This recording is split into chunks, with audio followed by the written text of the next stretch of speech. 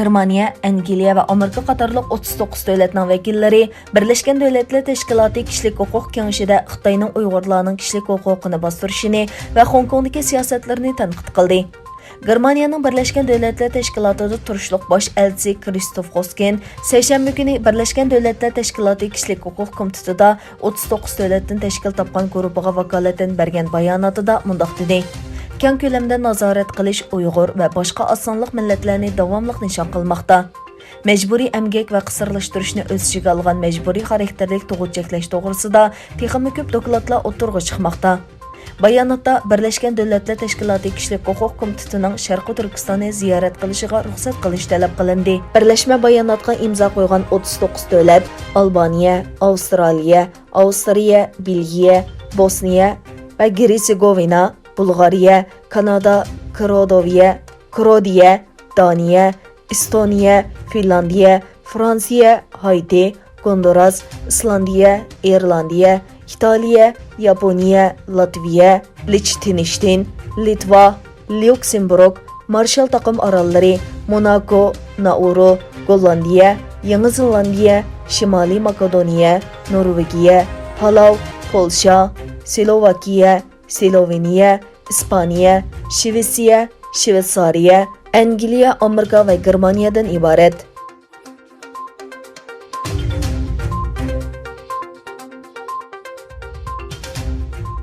Qazaqistan Uyg'urmەktəpلىرى مۇزېيلارنى قۇرۇپ ئەۋلادلارغامىللىي روھنى تەرغىب قىلماقتا.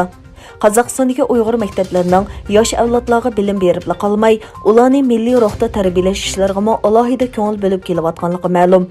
Egilishimizcha, Qozog'istonning asosiy qonunida mamlakatda yashayotgan barliq xalqlarning, shu jumladan Uyg'urlarning o'z bolalarini milliy ruhda tarbiyalashga mumkinchiliklar berilgan. Әні шундaq maqsadda yaqında Almuta şəhərinin Uyğurlar zich o'tiraqlashgan do'stlik mahallasidagi Abdullah Rozi Baqiyev nomidagi 153 maktab gimnaziyada maktab tarixiga bag'ishlangan muzeyning ichilish marosimi bo'lib o'tdi. Xitoy virusi vaziyati munosabati bilan bexatarlik choralarini saqlash maqsadida mazkur marosimga 30 atrofida odam, shu jumladan ziyolilar, mahalla turg'unlari va maktab kollektivi qatnashdi.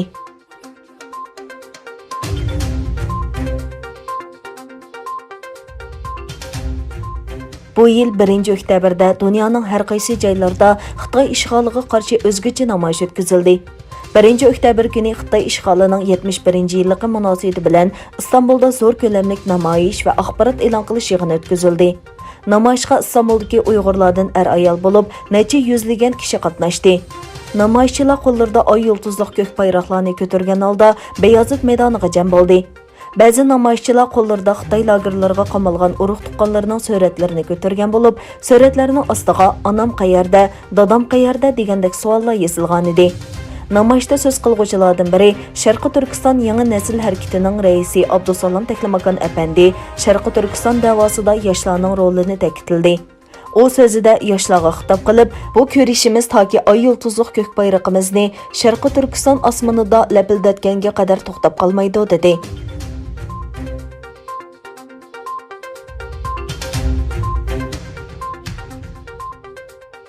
Amerika Tashqi ishlar ministri پومپېو 6 oktyabr kuni Xitoyning Hindi-Tinch okean rayonidagi chekidan oshgan qilmishlar tufaylidan Amerika, Yaponiya, Hindiston va Avstraliyadan tashkil topgan 4 davlat hamkorlik muhokamasining navbatda har qanday vaqtdagidan muhim bo'lib qolayotganligini ta'kidladi.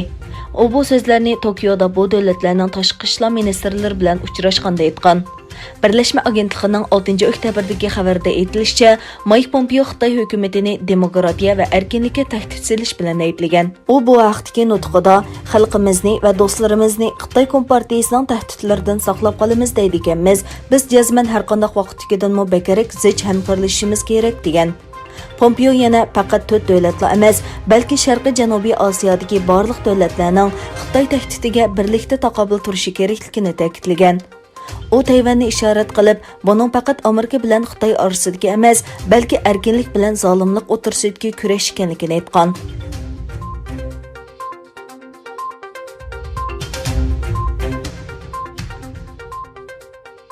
Sobiq Markaziy axborot idorasining boshlig'i Jon Berinaning Amerika Davlat axborot idorasi tarafidan parlamentga sunilgan xotirasida 2016-yildagi prezident saylamida demokratchilarning kandidati Hillari Clintonning elektronlik xatsachiligidan diqqatini burash uchun Donald Trampning Rossiya bilan bog'lash plani haqida so'z qilganligi o'tirg'a chiqqan.